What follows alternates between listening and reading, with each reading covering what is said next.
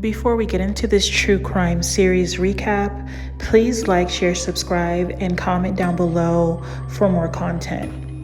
Annie Kasprzak, better known as Annie, was born in January 1997. The 15-year-old had an abusive childhood and went through the foster care system before being adopted by Kasprzak's when she was 9 years old. At the time of the incident, Annie was a freshman at the Summit Academy in Draper, Utah. Like most teenagers, she loved listening to music, hanging out with friends, and adored animals. On March 10, 2012, Annie was reported missing by her parents after they couldn't get a hold of her.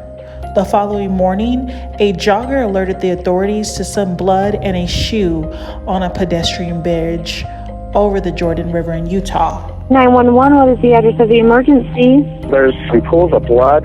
I'm guessing it's just an animal, but in the water right by the river, there's a shoe. After this 911 call, the police then searched the area and eventually found Annie's body downstream in the river. An autopsy confirmed that she suffered multiple blunt force injuries resulting in a fractured skull. Early in the investigation, the authorities were misled when a witness falsely claimed to have seen Annie murdered. This resulted in the police looking into two men in their 30s at the time, but it soon turned out that they weren't involved. And this statement only caused a delay in the investigation. The authorities then considered Annie's boyfriend. At the time, he was 14 years old, Darwin Christopher Bradshaw. The teens had been together for a year and a half when Annie was found murdered. On the evening that she vanished, both spoke on the phone several times, with the last contact happening at around 8:30 p.m. This led the police to look at Duran more closely. I have a concern, that's why we want to talk to you. I don't know if you guys think I did something, I'm telling you right now, I didn't. When they questioned him at the beginning after finding the body, he had blood on his shoes, but claimed it was from Annie having a bloody nose about 2 weeks before. Initially, a friend corroborated the story, but later told the police that Duran asked him to lie. The friend added that Duran told him about being at the Jordan River on the evening Annie disappeared, but asked not to talk to anyone about it. Thank goodness for technology, because cell phone data seemingly confirmed Duran's location that evening. He was close to the crime scene when he spoke with Annie's mother.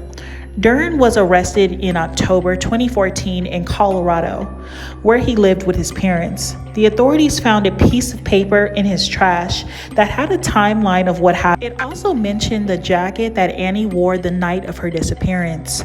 The prosecution believed that Duran was angry after Annie reportedly lied to others that she was pregnant with his child, and they had to run away. They felt that he hit her repeatedly with a shovel near the river and then dumped her body. Duran had also confessed to the murder to an inmate at the juvenile detention center. In February of 2016, Darwin pleaded guilty to first-degree felony murder for killing Annie. At the time he was 18 years old, he was sentenced to 15 years to life for the crime. Darwin said in court, "I'm very sorry for everything that happened. I want to apologize to Annie's family." The defense argued for a lesser sentence earlier by saying he was high on drugs and snapped upon learning of the pregnancy. Prison records indicate Darwin remains incarcerated at Central Utah Correctional Facility in Gunnison, Snappet County. He will be eligible for parole in October 2034. Well, that's it for this true crime recap. Please comment down below and let me know what you think of this case. Please subscribe, like, and share.